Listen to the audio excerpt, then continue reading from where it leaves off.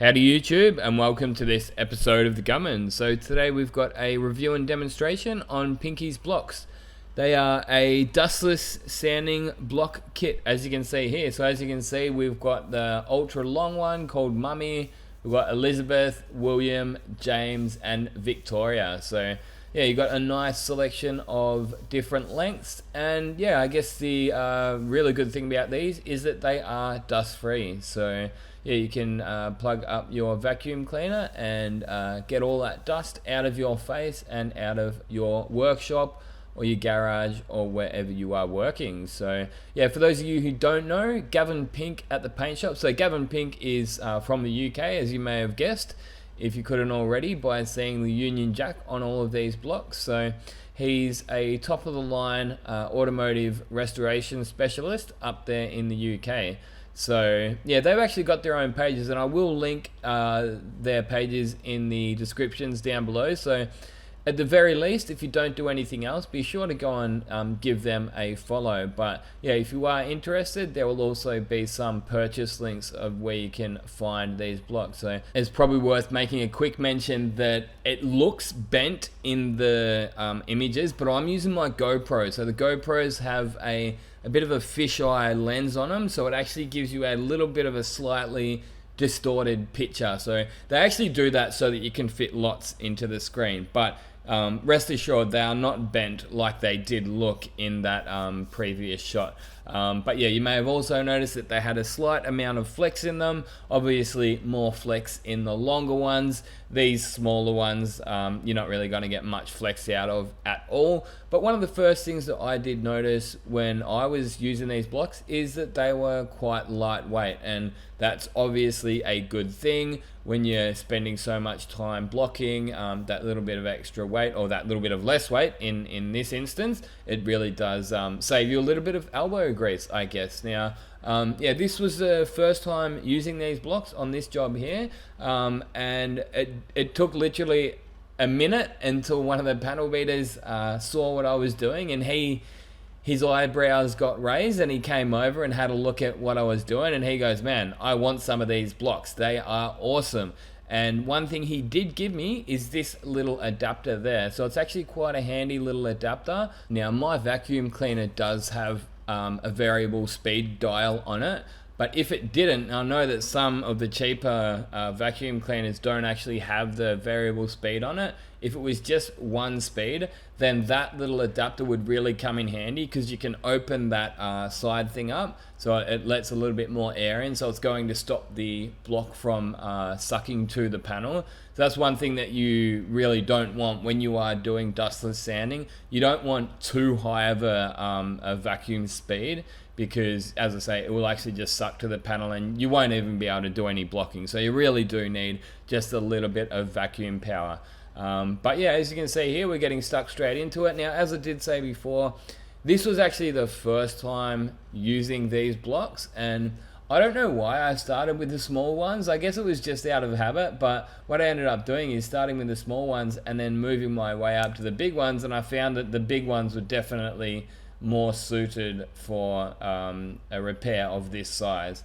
Now, as it turned out with this job here, the repair wasn't actually quite perfect. I mean, it wasn't absolutely terrible, but I ended up blocking through the 2-pack primer that the apprentice put on, so I did end up having to reapply some more primer. But yeah, it's actually been especially nice just to keep all of that dust out of my face when I am doing the blocking stage. It keeps it off you, keeps it out of the car, and it keeps it out of your workshop. So that's definitely a win-win-win situation. Previously, I was using the 3M foam block kit, and I mean, it was okay, but what ended up happening with that is that they ended up sort of warping. Now, they started off flat, but they actually ended up bowing a little bit. So what I ended up finding was that I wasn't actually hitting the panel with all of the sandpaper. So it was really only just a couple of spots of the sandpaper that was hitting the panel.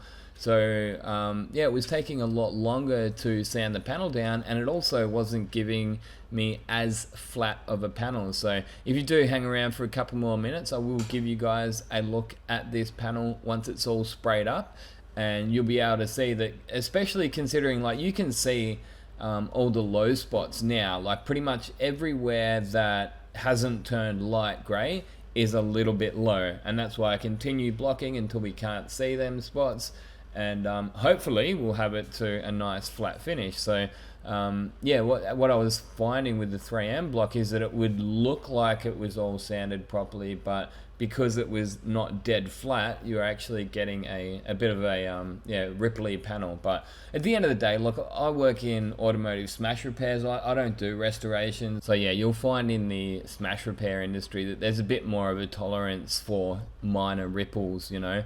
Whereas if you do the restoration work, like they will even they'll block out and sand out even the factory imperfections. So if you do hang around for a couple more minutes, you'll see like around the door handles there's just press marks, and that's just factory. That's the kind of thing that you get from factory, you know.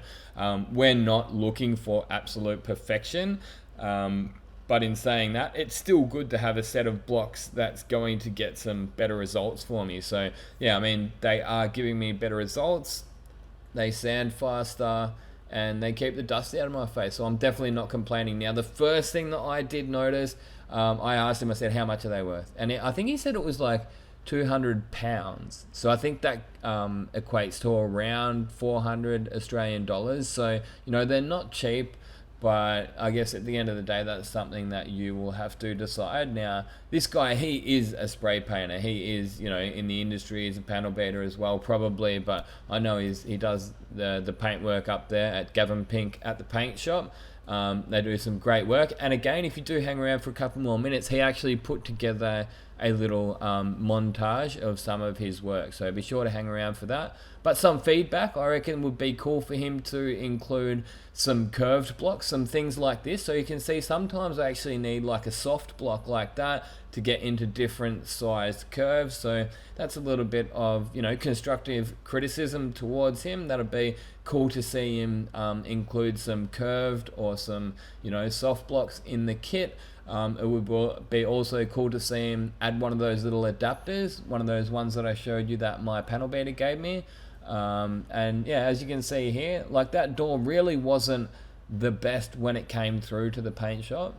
But to be able to get it to that level, you know, is quite good, really. It's pretty impressive. I reckon that's definitely better, 100% better than it would have been if I had have just used that 3M block. But as you can see there, like below those door handles, there's creases, you know, and there's imperfections. So, you know, we're not looking for absolute perfection, but if you want to have a look at pretty damn close to perfection, hang around here and have a look at his work. But as I said before, be sure to go and check out the links in the description. Until next time, get out there and paint some shit. Also think that it would be cool eventually to see him sell them individually, because there may be some people, say if you're playing from home or something, you might just want one or two of these blocks but not the entire kit, and that way you could save a couple of dollars. So again, just a little bit more constructive criticism.